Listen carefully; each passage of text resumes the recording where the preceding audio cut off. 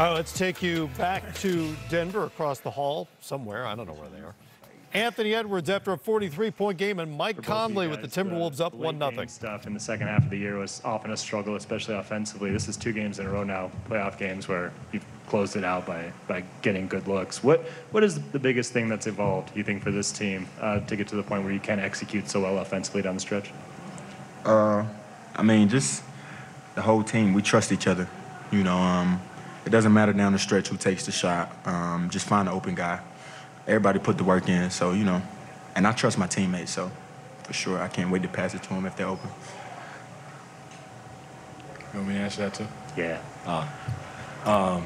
I think our organization's been good. Getting to a few sets that we really like, stuff that is easy for Ant to read, and you know, he makes plays late game, and we, as a supporting cast, got to be around him and help him out. And he's done a good job of finding us late games and giving us confidence. And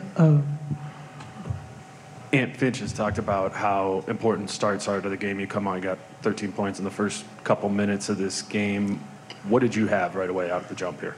I just felt good. Yeah, I think that's the main thing. I didn't have anything, and my teammates found me on some easy layups. You know, I've never got that many easy buckets, so that was pretty fun.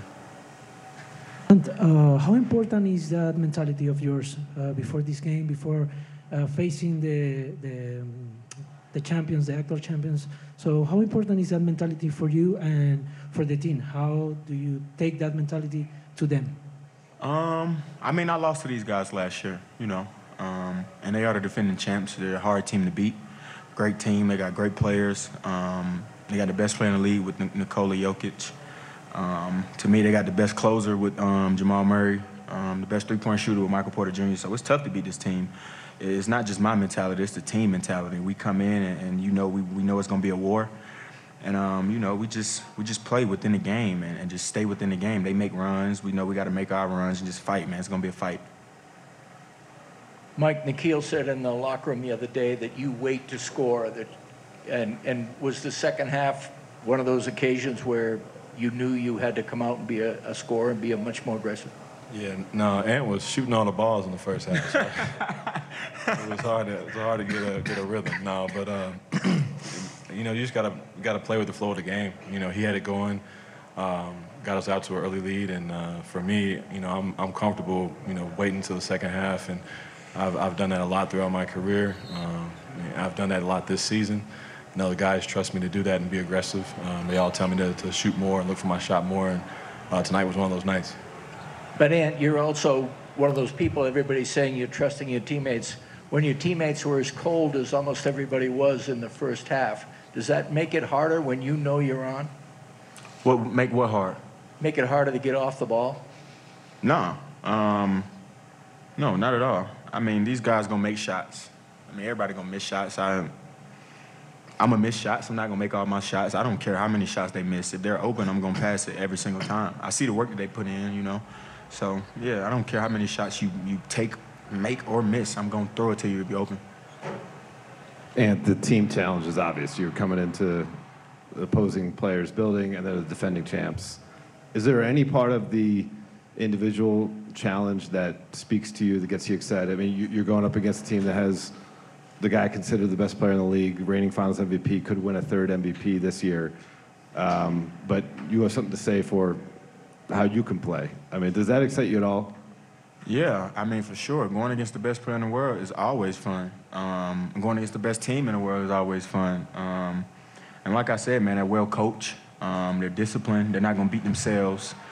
And I feel like our coaching staff did a great job of game planning throughout the 3-4 days that we had, and our guys came out and competed tonight. So it's not about just me personally. It's about my team. You know, they give me confidence also. I mean, seeing in the third quarter, I didn't do anything. I was just out there running up and down. And Mike and Kat came out big for us, so that gave me confidence, you know, to try to find myself.